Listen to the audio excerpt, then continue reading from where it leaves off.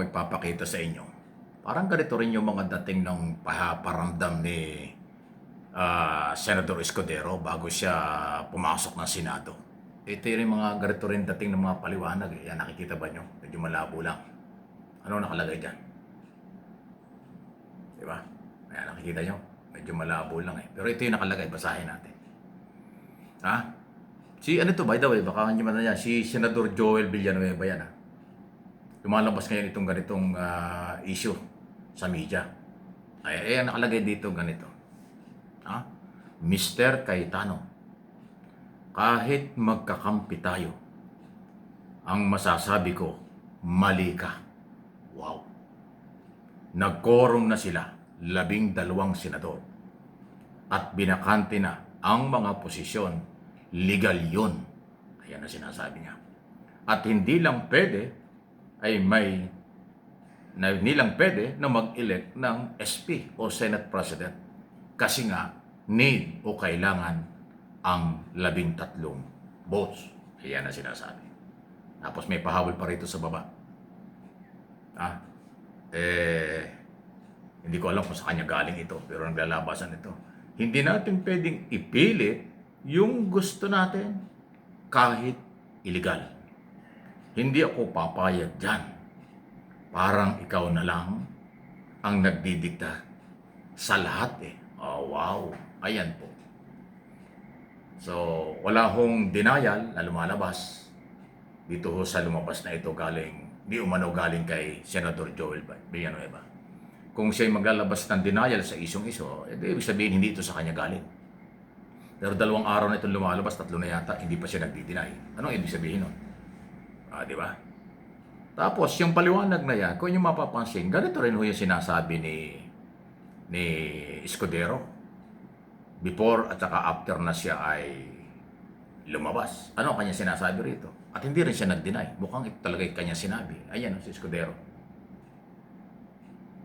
Nasabi ni Escudero dito, Senador, linawin ko lang, ang katapatan ko ay sa tama at sa katotohanan. Walang majority o minority. Kung makita ninyo man ako na lumipat, dahilan yon ng tingin kong tama at dapat. Kita na mo yung mga Tagalog na yan. Senador, Chis Escudero, na naging dahilan kung bakit nagkaroon ng 12 at nagkaroon sila ng quorum at naghalal ng Senate President pro tempore at ng opisyal chairman ng iba't ibang komite. In other words, siya ang dahilan kung bakit nakabuo ng 12 ang bagong majority ng Senado under Senador Gatchalian. So nakita nyo, hindi nakakalayo ang mga pahiwatig at sinasabi ni Escudero at saka ni Villanueva. So kayo na ngayon ang bahala. Anong tingin ninyo? Si Villanueva ay maninindigan na rin bilang senador ng Republika ng Pilipinas. Sasama sa majority para magkaroon ng katahimikan, magtrabaho na sila. Kung mananatili siya sa kampo ni dating Senate President Cayetano na ayaw sumuko, ayaw bumigay. At parang siya na lang ang nagdidikta.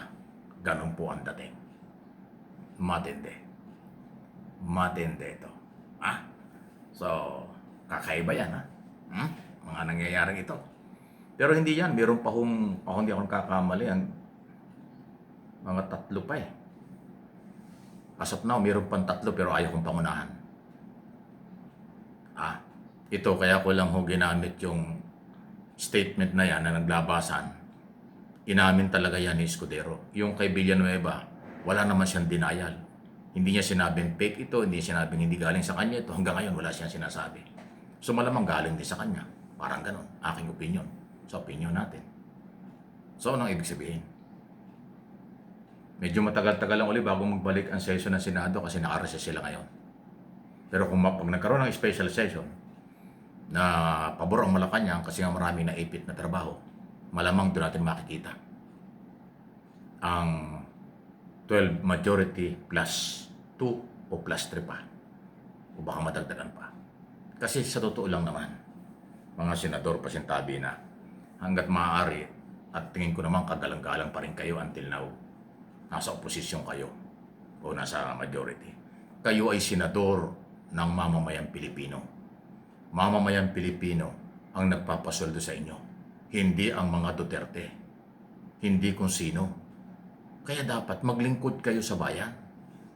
Magkaisa, magtrabaho para makagawa ng batas at matulungan ng gobyerno at ang mamamayan.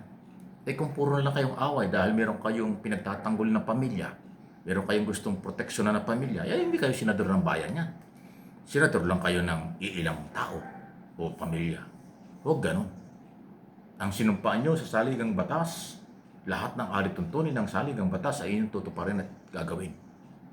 Bilang halal national official ng bansa. Bilang institusyon ang Senado. Ganun po yan paalala lang.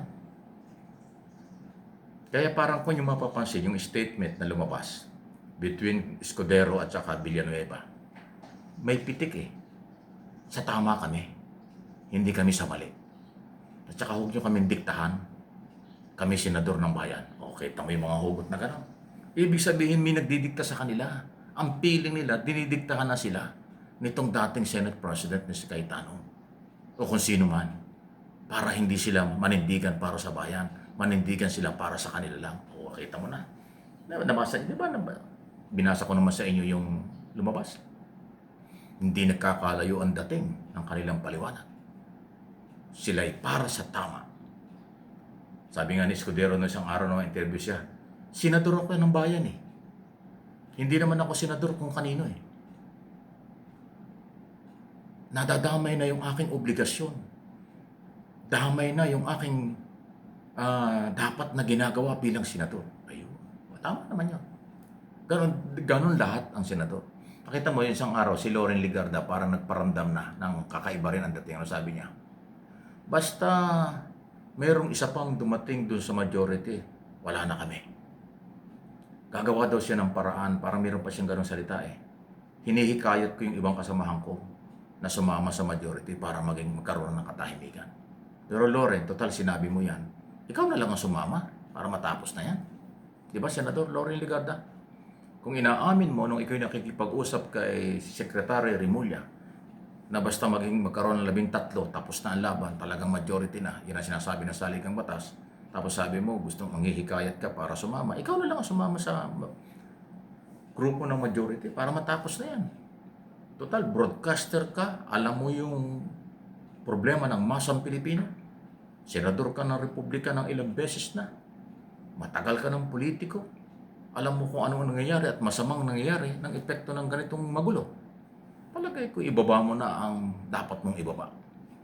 Ano mang klaseng pride yan? Taong bayan paglingkuran. Huwag kang sumama sa iisang pamilya lang. Kasi ikaw ay broadcaster na nirespeto bago naging senador. Na ang mga mamamahayag may paninindigan. Hindi yan kakampi kahit kanino man. Dapat kanyang kalorin. Paalaala lang. Senador, mabuhay ka. At yung iba pang senador maninindigan doon sa kailang sinumpaan tungkulin. Kailangan na ngayon para magkaroon na po ng official business na tuloy-tuloy at wala ng away. Dahil ang pinag-aawayan lang naman ninyo ay proteksyon ng isang pamilya. Pambihira naman kayo. Please like and share, subscribe and follow. Opinion lang po ito base sa mga pinanghuhugutan.